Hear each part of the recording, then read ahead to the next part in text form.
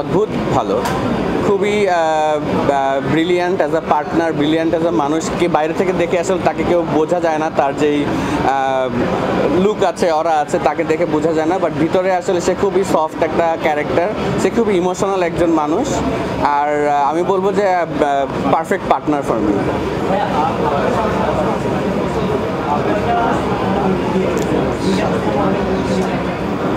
কোনটা? সাবা তো আমার সাথে কোনোভাবে জড়িত নাই। সাবা ইজ বেসিক্যালি মাকসুদ ভাই যে আছে উনি, তা আমরা প্রিয় মালতি করেছি, প্রডিউস করেছি, দ্যাটস ইট। সাবার জন্য আই রিয়েলি ওয়ান্ট, বিকজ সাবা মাকসুদ ভাইয়ের ফার্স্ট প্রজেক্ট। আমি চাই এটা সব জায়গায় যাক। অ্যান্ড এটার যে ধরনের দর্শক আছে, ডেফিনেটলি এই দর্শকগুলো যেখানে যেখানে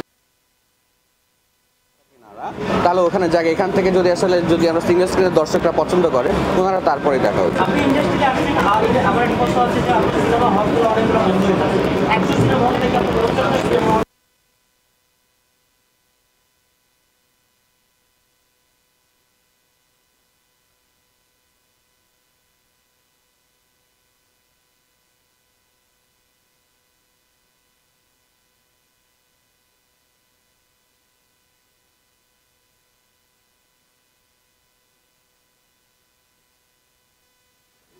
আমি মনে করি বিগ বাজেটের থেকে আমার কাছে ইম্পর্টেন্ট মনে হয় আমার গল্পটা আসলে কতটুকু বাজেট দরকার সেটার উপরে ডিপেন্ড করে। যদি আমার গল্প মনে হয় যে ডেফিনেটলি একটা ডিসেন্ট বাজেটে করতে হয়, ভালো একটা সিনেমা ডিসেন্ট বাজেট লাগে, সেই বাজেটে ডেফিনেটলি কাজ করবো, বাট কবে করতে পারছি আমি বলতে পারছি।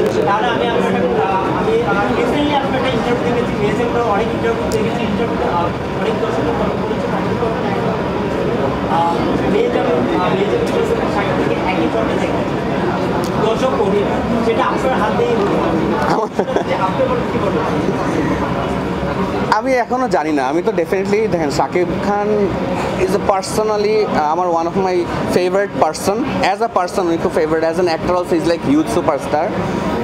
তো আমি চাই ওনার সাথে কাজ করতে। আমরা ছোট বিজ্ঞাপনে কাজ করেছি, অ্যান্ড আমাদের এক্সপিরিয়েন্স ইজ ব্রিলিয়ান্ট। আমরা এক্সপিরিয়েন্স খুবই ভালো এক্সপিরিয়েন্স আমাদের দুজনেরই।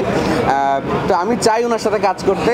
মেজাবিন আর ওনার সাথে যদি কখনো পেয়ার আপ করতে পারি, দ্যাট উড বি গ্রেট। এখনও আমার কাছে গল্প নাই ওইরকম, সো যদি গল্প আসে ডেফিনেটলি করতে চাই। গল্প আসলেই দেখতে পারো, যদি গল্প চলে আসে, গল্প এনি ডে চলে আসতে পারে।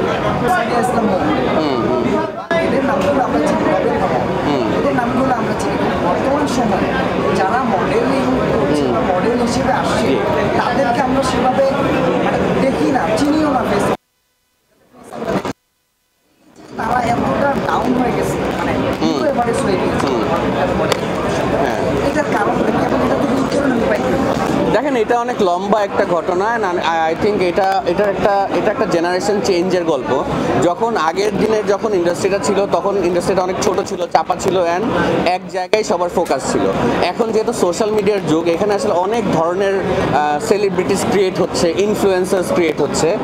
তো যে কারণে যেটা হয় যে আগে যখন একজনকেই ফোকাস বেশি বা একই মিডিয়ামে ফোকাস বেশি হতো, এখন অনেক ধরনের মিডিয়ামে ফোকাস হয়ে গেছে। এই জন্য অনেক ধরনের ইনফ্লুয়েন্সার্স হোক, ছোটো ছোটো অনেকগুলো সেলিব্রিটিস ক্রিয়েট হচ্ছে, যেই কারণে সবাই আসলে আগে যেমন দেশ এক জায়গায় তাকায় থাকতো, এখন অনেক দিকে তাকায় থাকে।